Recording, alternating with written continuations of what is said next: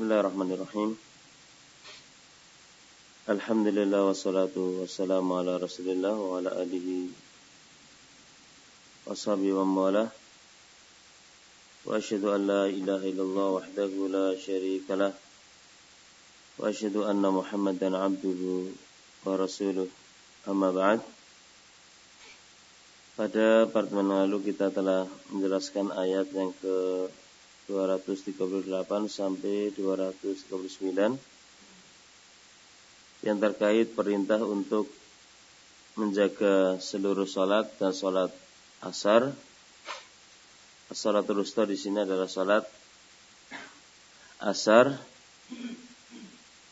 Disebutkan secara khusus karena salat ini termasuk salat yang paling utama.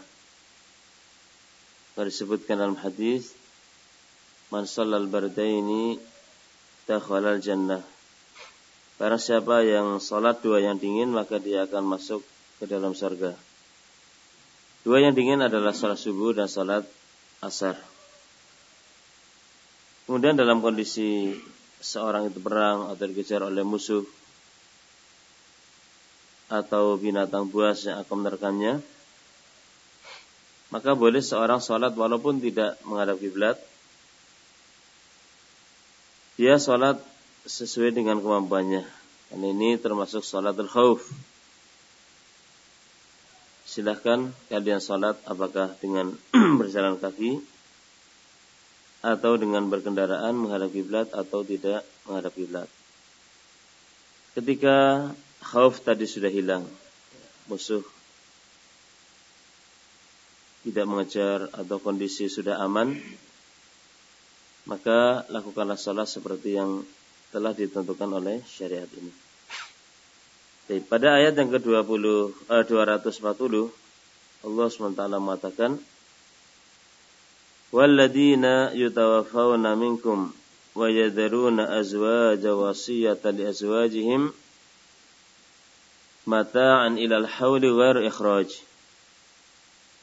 Fa in kharajna fala junaha 'alaikum fima fa'alna fi anfusihinna min ma'ruf wallahu 'azizun hakim. Dan orang-orang yang wafat dari kalian meninggalkan para istri, hendaklah berwasiat untuk istri-istrinya mata'an ilal haul, berupa mereka senantiasa terus berada di rumah, tidak keluar sampai setahun, diberi nafkah terus dan tidak keluar sampai setahun. Fa in kharajna fala junaha 'alaikum. Kalau mereka keluar sebelum itu, maka tidak mengapa atas kalian fima fa'alna fi anfusihinna, pada apa yang mereka lakukan min ma'ruf, dari kebaikan. Wallahu azizun hakim, dan Allah maha perkasa lagi maha bijaksana. Dulunya orang yang ditinggal mati oleh suaminya itu menjalani masa iddah selama 1 tahun.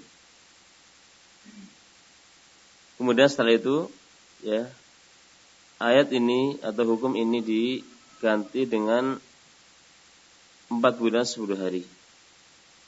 Jadi awalnya wanita yang ditinggal mati oleh suaminya itu masa iddahnya sampai 1 tahun. Kemudian hukum ini dirubah oleh Allah SWT menjadi 4 bulan 10 hari. Sebutkan di sini. Ay al-azwaj alladina yamutuna wa yatrukuna khalfahum azwajan fa'alihim ayyusu wasiyatan li azwajihim mata'an ilal hawli ghair ikhraj. Para suami yang meninggal dan meninggalkan di belakang mereka para istri, hendaklah mereka berwasiat dengan sebuah wasiat untuk istri mereka yang ditinggal. Mata'an ilal haul. Mereka diberi nafkah, diberi kecukupan sampai setahun. Artinya mereka terus berada di rumah. Ghair ikhrajin, tanpa dikeluarkan dari rumah. Ayyusuna ayyalzamna buyutahum muddata sanatin la yakhrujna minha. Ini mereka berwasiat untuk senantiasa berada di rumah mereka selama setahun, tidak keluar dari rumah tersebut. Di awalnya dahulu wanita yang ditinggal mati oleh suaminya menjalani masa iddah selama setahun, tidak keluar dari tidak keluar dari rumah kecuali ada kebutuhan yang mendesak, misalnya kayak seorang berobat atau sesuatu yang mendesak. Fa in kharajna min anfusihinna, kalau mereka keluar sebelum setahun atas pilihan para wanita itu sendiri yang ditinggal mati oleh suaminya, fala junaha alaikum, maka tidak ada dosa atas kalian wahai para wali, ayyuhal auliya, fima fa'alna fi anfusihinna min ma'ruf, apa yang mereka lakukan ya, dari hal yang ma'ruf. Artinya kalau belum sampai setahun mereka keluar, kemudian mereka pakai wangian, mereka berhias, ini tidak mengapa. Ya, tidak mengapa. Hal-hal yang ma'ruf saja. Jadi kalau sampai mereka itu pacaran, mereka itu naudzubillah berselingkuh, ya lain lagi urusannya. Ini mungkin seorang ditinggal mati oleh suaminya, dia lama misalnya 5 bulan, 6 bulan, dia mungkin ingin pakai minyak wangi, ingin berhias atau apa, silahkan.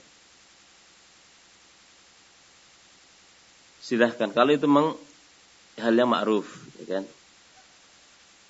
Tapi ini dulu sebelum hukum ini diganti dengan 4 bulan 10 hari. Dulu itu setahun. Ini menunjukkan besarnya hak suami atas istrinya.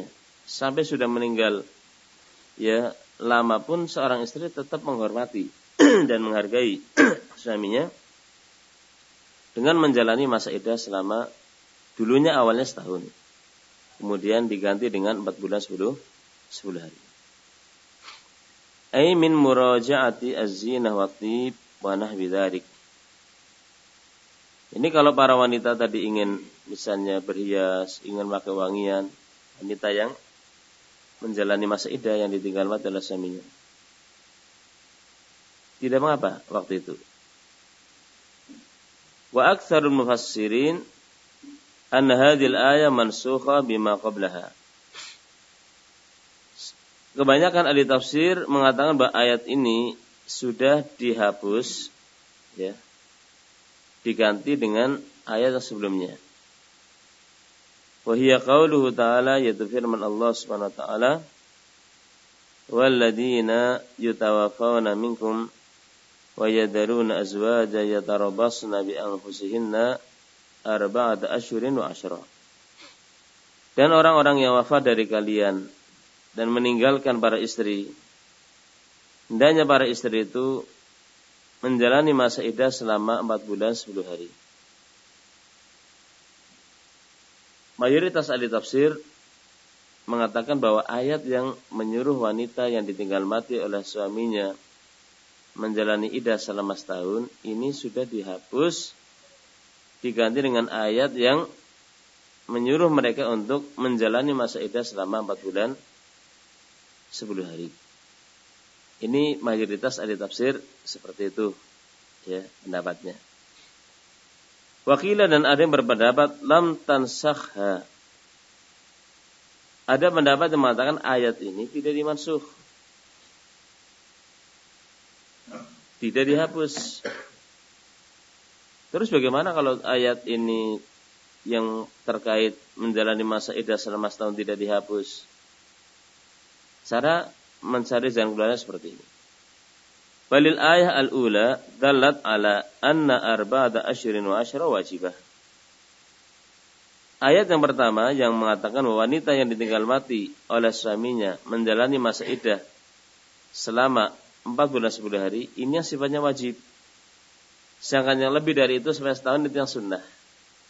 Jadi tidak bertangan. Andai kata seorang dia mengerjakan yang wajib saja, ya, sampai 4 bulan 10 hari selesai sudah, nggak apa-apa. Tapi kalau dia sampai setahun ya itu lebih bagus. Jadi intinya seperti itu kalau di sini, ya, pendapat sebagian ulama. Wa ma zada ala dzalik fa hiya mustahabbah. Yang lebih dari 4 bulan 10 hari sifatnya sunnah. Yang bagi fi'luha takmilan li haqqi zauj, yang seyogianya iddah selama setahun tadi dijalankan untuk menyempurnakan hak suami. Wa mura'at zaujah, serta memperhatikan kondisi zaujah, istri sendiri.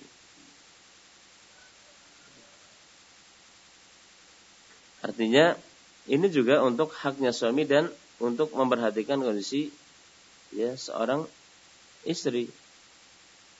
Bisa jadi seorang istri itu masih sedih, masih berat ditinggal mati oleh suaminya. Wa dalil ala anna dzalik mustahab anna hunaka nafyu al-junah anil awliya in kharajna qabla takmilil haul. Dan bukti bahwa menjalani masa iddah lebih dari 4 bulan 10 hari itu sunnah, bahwa di sana dinafikan adanya dosa dari para wali kalau para wanita itu keluar sebelum setahun. Bagi kalian, bagi para wali yang merawat, yang mengurusi wanita janda ini, nggak ada dosa atas kalian kalau mereka ingin keluar sebelum, ya, setahun. Walau kana luzumul maskan wajiban lam yanfal haraj anhum.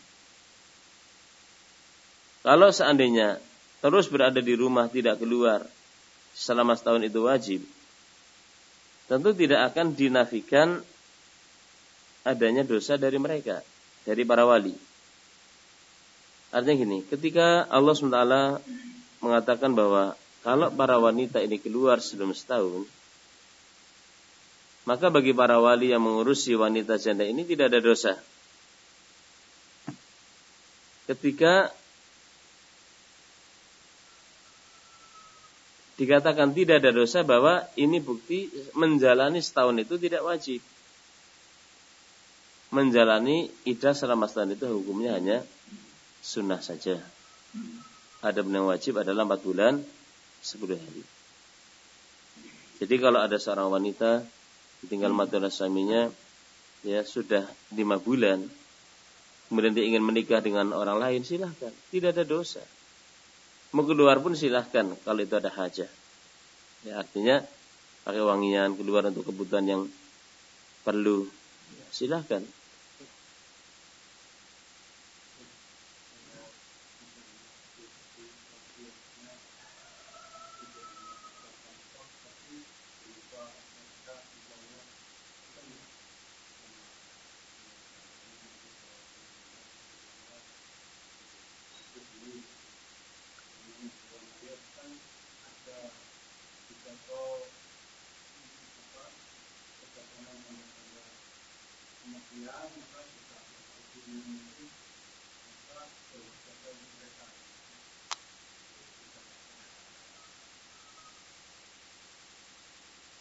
Ada yang mengatakan bahwa ayat tadi sudah mansukh dengan hadis la wasiyata diwarisin. Jadi ayat yang mengatakan bahwa kalau tanda-tanda kematian itu ada, kemudian seorang mau meninggalkan ayah dan ibu, berarti kan ahli waris kan. Berwasiatlah kepada mereka dengan cara yang baik. Dikatakan bahwa ini mansukh dengan hadis la wasiyata diwaris. Ayatnya apa? Coba. Hafal ayatnya? Ayat yang terkait dengan tadi.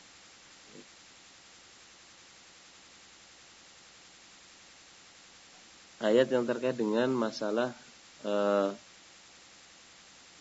orang kalau mau meninggal dan akan meninggalkan harta, maka berwasiatlah kepada al-walidain, ya, kepada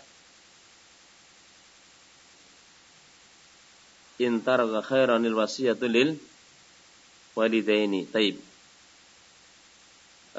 Kalau dia akan tanda-tanda kematian telah ada, kemudian dia akan meninggalkan khairon di sini harta.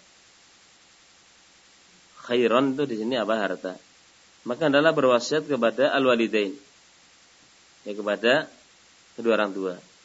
Sebenarnya mengatakan bahwa ayat ini sudah mansuh dengan hadis, ya, la wasiyata diwaris. Tidak ada wasiat terhadap ahli waris. Jadi gini, yang namanya ayat terkadang dihapus hukumnya dengan ayat yang lain. Ayat juga terkadang dihapus hukumnya dengan hadis, gitu ya.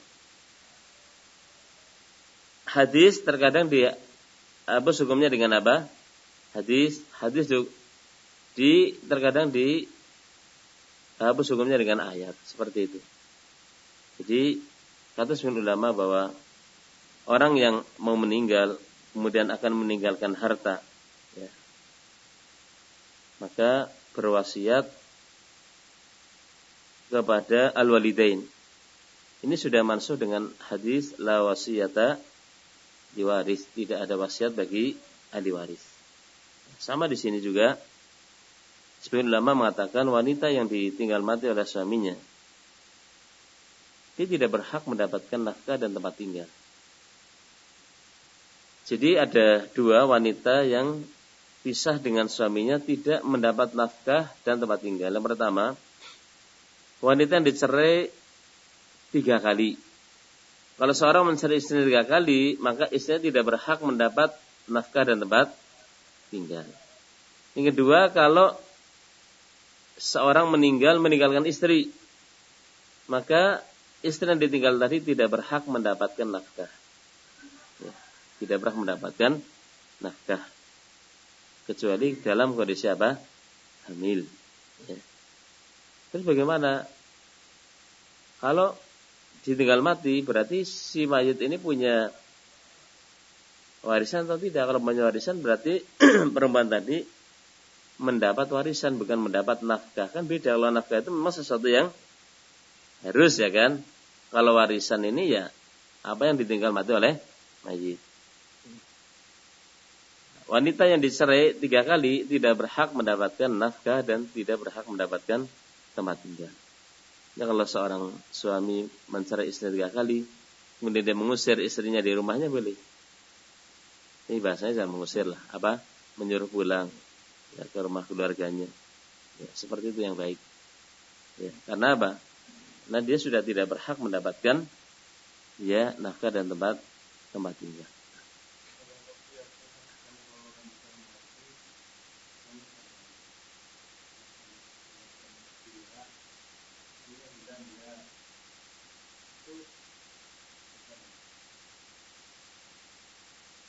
Ya, tergantung apakah itu wasiat yang baik atau yang buruk. Nah, kalau misalnya wanita tadi masih muda, banyak sekali yang menggoda, sementara dia khawatir kalau tidak menikah dia akan apa? Terjatuh pada perzinahan. Ya sudah. Ini kan pernikahan, perjanjian yang itu tidak bisa ditepati kalau itu apa namanya? Akan menimbulkan apa? Mudarat. Tidak sedikit para janda itu menjadi apa? Menjadi tempat untuk orang menggoda dia. Kalau dia tidak menikah bahaya sekali. Maka ya, kalau ada seperti itu, ya, sebenarnya tidak harus dijalankan, kecuali kalau sebelum nikah ada perjanjian. Sebelum nikah nih, ya, saya mau dinikah oleh kamu, tapi saya jangan dimadu, jangan ditahadud misalnya. Sebagian katakan boleh seperti ini.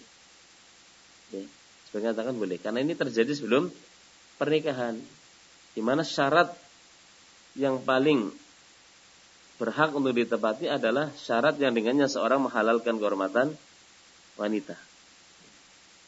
Adapun ini kan di tengah-tengah pernikahan sudah nikah. Kemudian seorang suami berwasiat, nanti kalau saya meninggal kamu jangan menikah lagi. Kemudian istri mengatakan iya. Ya. Misalnya seperti itu kan. Ya, ini kan wasiat. Wasiat seperti ini belum tentu baik. Karena apa? Kita nggak ngerti ke depannya. Bisa jadi wanita tadi misalnya wanita muda, banyak sekali yang menggodanya. Kalau dia tidak nikah lagi, khawatir terjatuh ke dalam perzinahan dan hal yang tidak baik. Yang seperti ini bagusnya apa? Menikah gitu. Bagusnya menikah. Jadi tidak semua wasiat kemudian dijalankan. Tidak semua wasiat kemudian dijalankan. Kemudian ada wasiat yang di sana yang sifatnya mungkar. Seorang misalnya ketika hendak meninggal berwasiat, nanti kalau saya meninggal sekian dari harta saya, ya kalian belikan lilin, nyalakan di atas kuburan saya. Wasiat seperti ini tidak boleh dijalankan. Kalau ahli waris khawatir kalau kami tidak menjalankan wasiat kami takut kualat, ya kan? Kita katakan tidak akan kualat. Karena itu sesuatu yang mungkar tidak boleh dijalankan. Kenapa? Orang yang mati tidak akan padang kuburannya dengan dinyalakan lilin di atasnya. Orang yang hidup pun tidak akan ngambil manfaat. Siapa yang mau lewat kuburan malam-malam? Masuk kuburan. Ini tukang cari kodok dan semisalnya. Jadi yang mati tidak ambil manfaat, yang hidup juga sama. Kemudian yang ketiga, padanya ada tadyi al-amal, menyanyiakan apa? Harta. Tadir mubadir yang seperti ini. Jadi tidak semua wasiat kemudian dijalankan. Wasiat yang baik dijalankan, wasiat yang tidak baik dan dijalankan.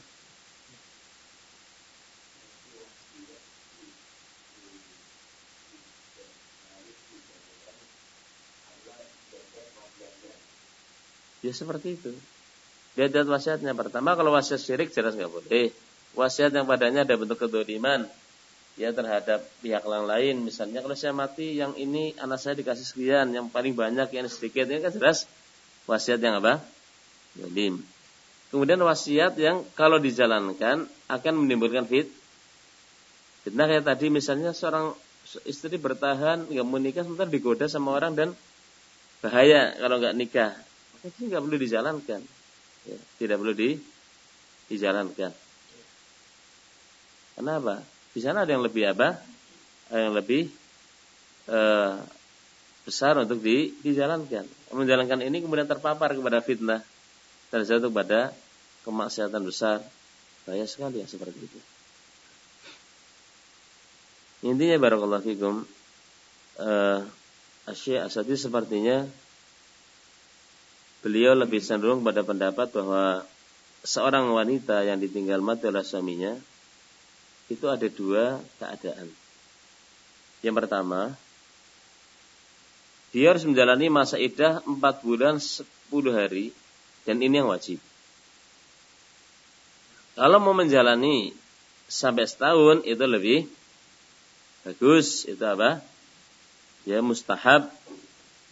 Landasannya adalah ayat ini. Ya, ayat Al-Baqarah 240.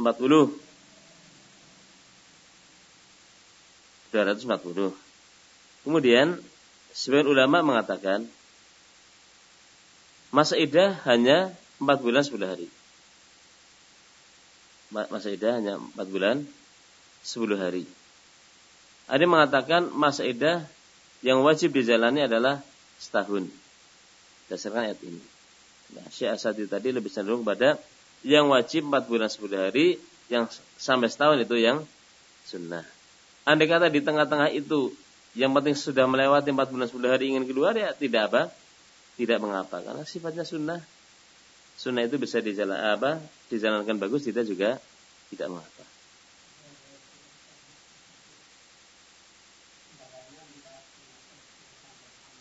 Tidak, karena kalau memang dua dalil bisa dijalankan bersama-sama tanpa harus membuang salah satunya, ya lebih apa?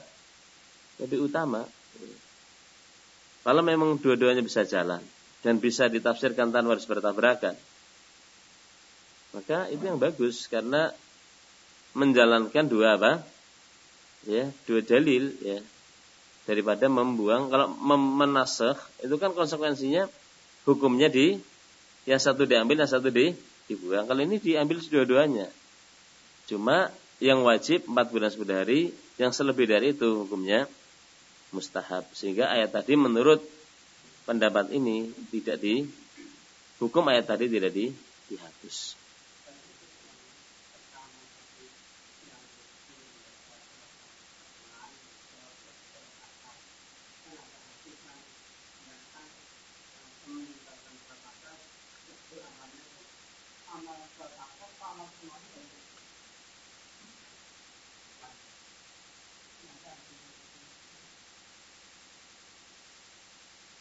Man tarakal asra faqad habita amaluhu.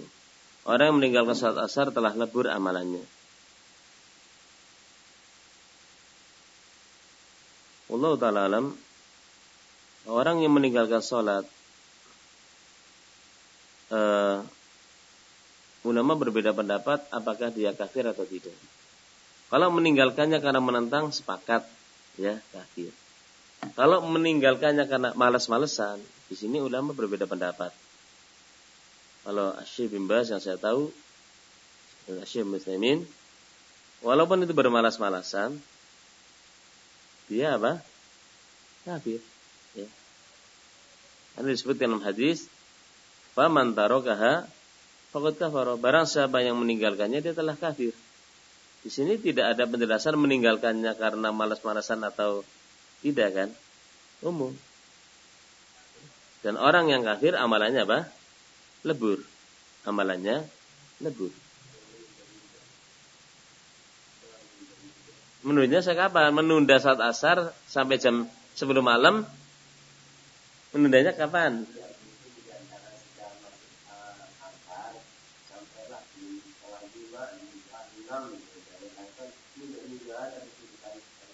Terus kapan menjalankannya? Ya akhirnya kan terlambat kan sampai hampir menjelang maghrib lah gitu.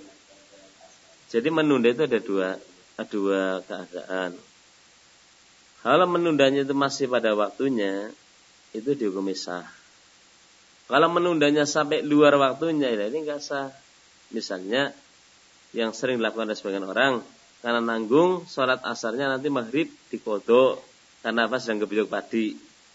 Oh, ini nggak boleh. Orang yang menunda seperti ini dalam keadaan dia ngerti. Jadi kalau orang tertidur bangun-bangun menjelang apa? Maghrib. Atau orang safar ternyata bisa sesek banget, nggak bisa turun, nggak bisa apa-apa kan mungkin ya terjebak di jalan. Orang yang seperti ini kondisinya kan udzur. Ya orang yang misalnya kondisi normal. Orang gebuyuk itu normal nggak? Ya. Paling kekhawatiran nanti kalau saya pulang khawatir akan dicolong ya kan. Sudah kalau kamu seperti itu dari awal kamu membawa salin. Kalau nggak ada sudah di situ. Sholat di situ nggak apa-apa. Menjaga waktu lebih bagus. Walaupun jamaah itu ya juga wajib, tapi jangan sampai kemudian nantilah jamaahnya kalau sudah maghrib, salat asar. Nggak boleh. Menjaga waktu itu lebih utama di sini. Dalam kajian fikih, yang namanya kewajiban itu ada dua macam. Ada kewajiban yang waktunya sempit dan ada kewajiban yang waktunya luas.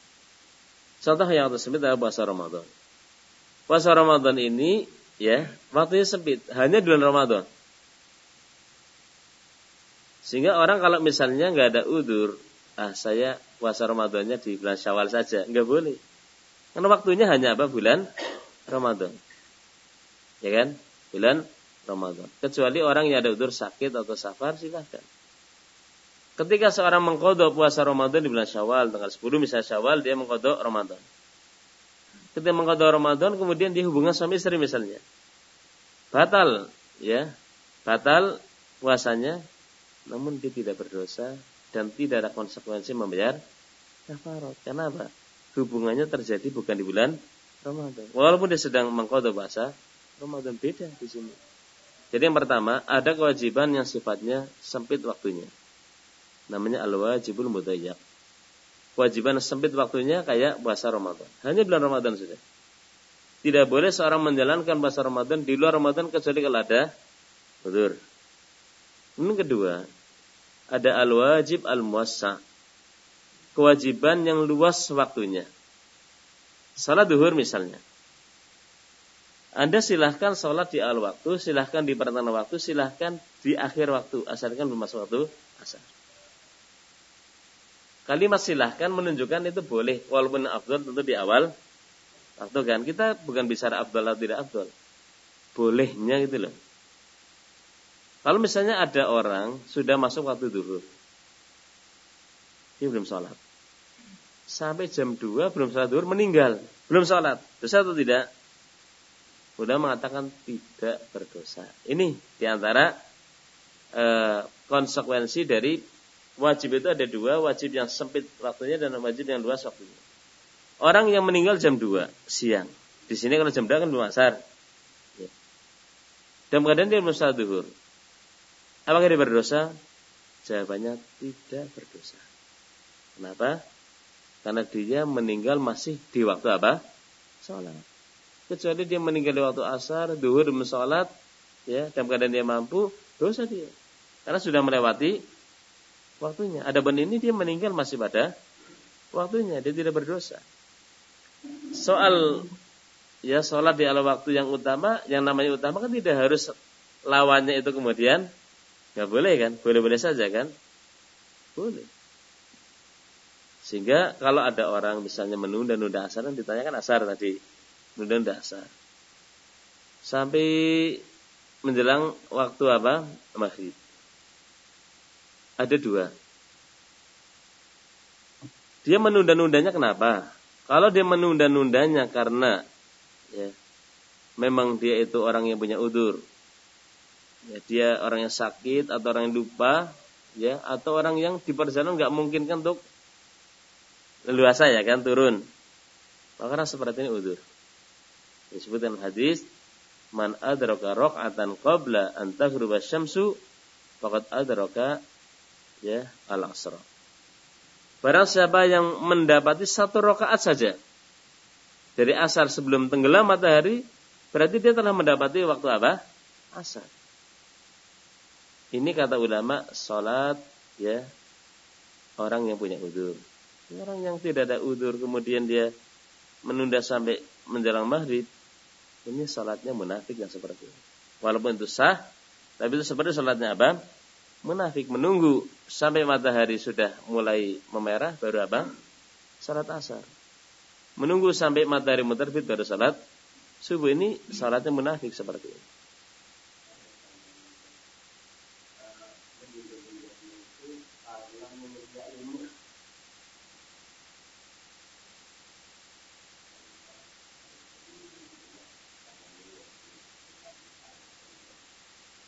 Ya, mau minim ilmu atau banyak ilmu ya sama di sini nggak boleh ya. Sekarang sudah ada panggilan adzan, sudah ada apa namanya panggilan sholat, sudah masuk waktunya. Walaupun dia minim ilmu itu dia ngerti waktu asar sudah masuk kan? Ya sudah, berarti kenapa tidak bersegera apa? Ya sholat asar. Ibarat orang punya utang, kalau dia punya sesuatu untuk bayar, kalau sudah dibayarkan sudah apa? Pelong ya kan? Kenapa dia sudah nunda? Orang punya utang 10 juta, sementara dia punya uang 100 juta, nganggur uangnya, nunda-nunda. Ini kan nggak bagus kan?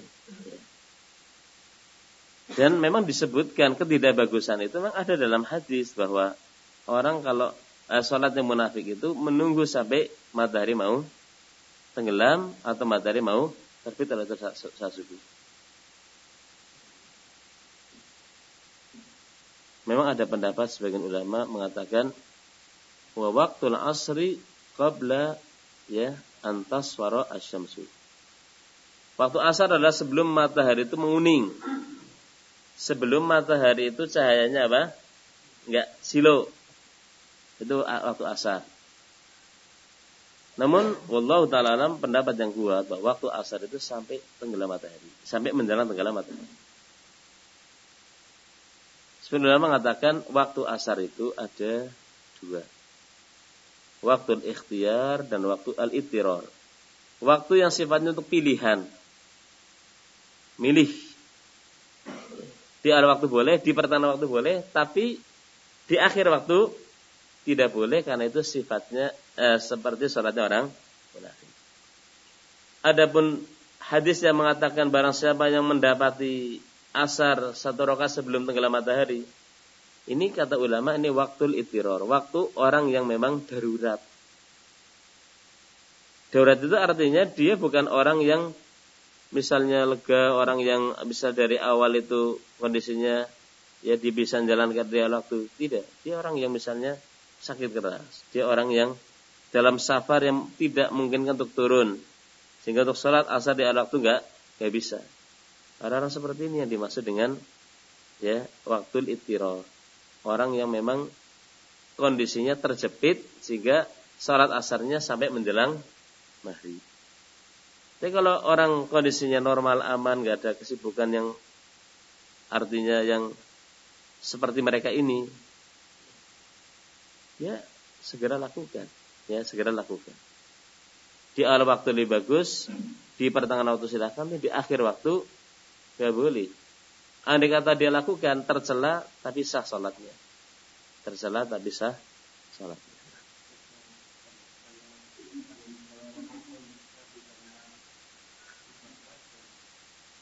Yang pas atau yang bagus untuk tetap puasa itu makan dulu apa makan kurma dulu. Ada kurma tapi nggak selera makan kurma, itu makan nasi. Jadi yang pas atau mungkin yang baik itu yang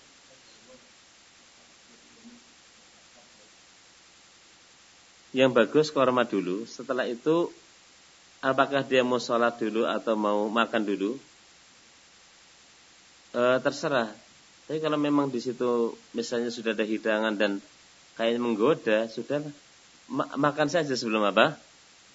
Sebelum sholat. Walaupun kita sudah makan kurma sudah kita makan, tapi ini lauknya ya sangat buat ngiler ya kan. Kalau kita nahan sampai pada sholat, ya sholatnya pada gak khusyuk. Imamnya membaca wadduha saja pada dehem-dehem makmumnya. Sudahlah ya. Artinya gini, yang bagus pertama dengan kurma. Kemudian setelah itu silahkan mau makan langsung atau ya nanti pada maghrib. Tapi kalau misalnya ya orang mau makan langsung juga nggak apa-apa. Karena apa? Kondisinya ya dia lapar, kemudian hidangan apa? Lezat. Jadi nggak apa-apa. Jadi tidak harus pada maghrib. Ya. Bahkan ya kalau makanan sudah dihidangkan, kemudian waktu sholat sudah hadir, dahulukan apa? Hidangan seperti itu. Kecuali wallahu ta'ala alam, hidangan masih di mangkok, yang kerja sedikit, yang mau ngantri banyak. Kalau nanti ini sampai selesai orang ngantri, maghrib sudah apa? Rampung, ya sudah, ya kan? Kan mungkin juga kan, yang ngantri 1000, ini belum ditaruh di mangkok, yang kerja cuma 1. Layani 1000 ya sampai apa? Sampai isya belum selesai. Seperti ini lain lagi. Tapi kalau sudah ada dihidangkan, orang-orang pada lihat oh ini lauknya enak, udah makan aja nggak apa-apa. Dia lebih khusyuk. Ya nanti saya sholat maghribnya kenyang, ya nggak apa-apa kenyang, tapi kan apa sudah anteng pikirannya. Ya. Jadi tidak harus kurma dulu, kemudian setelah itu nanti makan besarnya pada maghrib. Tidak, kurma diawali, kemudian setelah itu makan. Sekedarnya lah. Kurmanya enggak? Ya diselara-selarakan, karena yang apa yang utama kalau kurma itu ada, itu membuka dengan kurma. Dulu memang itu yang lebih utama. Kalau enggak selera ya enggak apa-apa, bukan wajib, ya kan di sini bukan wajib. Jadi tidak harus ditunda sampai pada maghrib, ini seperti itu. Kalau memang sudah dihidangkan silahkan. Silahkan. Kalau misalnya itu hidangannya misalnya sudah sifatnya masing-masing orang mendapat bingkisan, terserah dia mau makan dulu. Kan orang bisa mengukur dia sendiri. Saya kalau makan langsung ya kurang enak dan sudah cukup, dan enggak terlalu nafsu makannya tidak terlalu besar, artinya nggak terlalu. Ya nggak apa-apa. Kan nanti sebagian orang dia buka. Ya ada korma, ada gorengan, ada ini, ada kolak, udah cukup. Memakan nasi terlalu apa? Padat ya kan, gorengan sama ya sama kolak sama korma udah padat ya kan. Kalau seperti ini nggak apa-apa. Bungkus dibawa pulang, ya kan. Nah,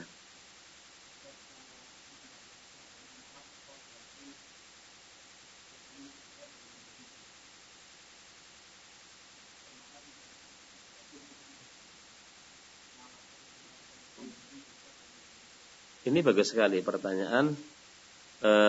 Orang meninggalkan sholat bermalas-malasan. Tadi kan ada ulama mengatakan kafir ya. Apa dosanya lebih besar dia membunuh? Jawabannya iya. Karena ulama mengatakan mana lebih besar dosa orang yang meninggalkan perintah dengan orang yang menerjang larangan. Sekarang kalau kita lihat dosanya iblis dengan dosanya Adam.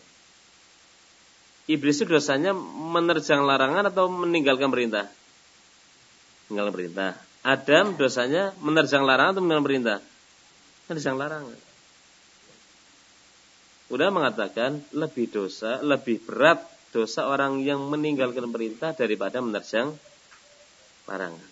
Sekarang orang berzina, dia masih mukmin, tapi orang nggak sholat, ya. Orang yang berzina, dia masih mukmin walaupun tidak sempurna imannya. Dia orang kalau nggak sholat, walaupun dia tidak berzina, dia kafir. Makanya penilaian jahat dan tidaknya itu nggak seperti yang umumnya orang. Dia itu kan nggak sholat aja, tapi yang penting kan baik dengan orang. Yang ini kan mencuri membunuh. Mencuri membunuh lebih ringan daripada apa? Ya tidak sholat. Ya. Karena orang kalau jahat dengan haknya Allah itu lebih besar daripada jahat dengan haknya apa? Manusia. Ini haknya Allah. Ya. Jadi orang meninggalkan perintah itu lebih besar dosanya daripada melakukan larangan. Orang tidak sholat dengan orang membunuh. Orang membunuh dikatakan masih mukmin. Masih katakan mukmin. Allah mengatakan wa in ta'ifatani minal mu'minina iqtatalu. Kalau ada dua kelompok dari orang yang beriman saling bunuhan, saling apa? Berperang. Berperang kan mengarah kepada bunuh-bunuhan kan? Fa aslihu bainahuma, maka damaikanlah. Allah masih mengatakan mereka apa? Mukmin. Dan orang yang membunuh juga masih mukmin sebagaimana firman Allah, ya. Fa in ufiya lahu min akhihi syai'un fatiba'un bil ma'ruf. Barang siapa yang saudaranya dimaafkan. Di sini orang membunuh masih dikatakan saudara, berarti masih mukmin. Barang siapa yang dimaafkan oleh saudaranya atau saudara dimaafkan, artinya yang membunuh dimaafkan. Berarti orang membunuh masih mukmin. Tapi orang yang meninggalkan salat, ya Rasul mengatakan faman tarakaha faqad kafara. Barang siapa yang meninggalkannya maka dia telah kafir. Lihat ya, penilaiannya seperti apa di tengah masyarakat. Kalau kita misalnya bicara di tengah masyarakat, ya, ada fulan ya, kemarin si fulan itu datang ke kuburan minta-minta. Ada fulan ya larung ini. Orang biasa saja. Enggak ada reaksi apa. Tapi kalau kemarin ketangkap seorang kiai ya mencuri misalnya, kan orang pada iya itu mencuri ya. Ya kan? Orang pada apa? Kesannya itu lebih berat ya kan? Padahal yang pertama lebih berat tadi. Orang yang ya melakukan kesyirikan lebih berat daripada ini. Tapi di masyarakat kesannya lebih buruk apa orang yang mencuri daripada orang yang meminta pada selain Allah. Lihat, cara penilaiannya jauh sekali. Walaupun di mata syarah semuanya jelek, namun asyarru ya ahwanu ba'du min ba'din. Yang namanya syar kejelekan itu bertingkat-tingkat. Sekarang saudara-saudara Nabi Yusuf yang membawa Nabi Yusuf waktu itu masih kecil, ya, dan mereka melemparkan di dalam sumur. Apakah mereka sama? Kata ulama tidak sama. Sebagian mereka mengatakan uqtulu Yusuf, bunuhlah Yusuf. Sebagian mengatakan la taqtulu, jangan kalian bunuh, cukup kalian asingkan saja. Sama-sama jahat, tapi yang ini jahatnya ringan. Karena apa? Jangan bunuh, kasih hidup saja. Yang penting kan jauh dari apa? Orang tua. Sama-sama jahat, tapi kejahatan itu bertingkat-tingkat.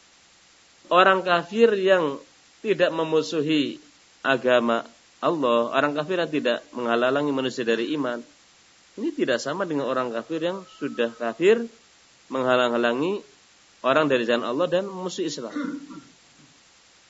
Innal ladzina kafaru fasaddu an sabilillahi zidnahum adaban fawqa al-'adzab.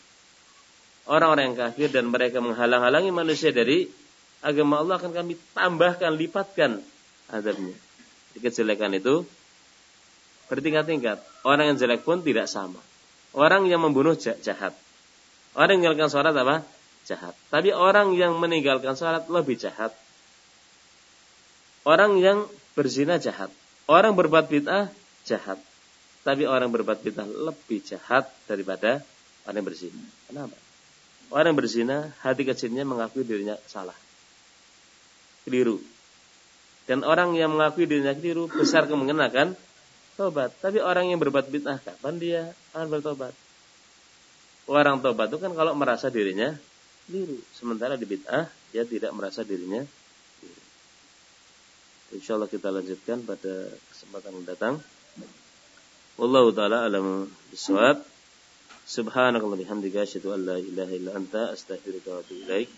Assalamualaikum warahmatullahi wabarakatuh.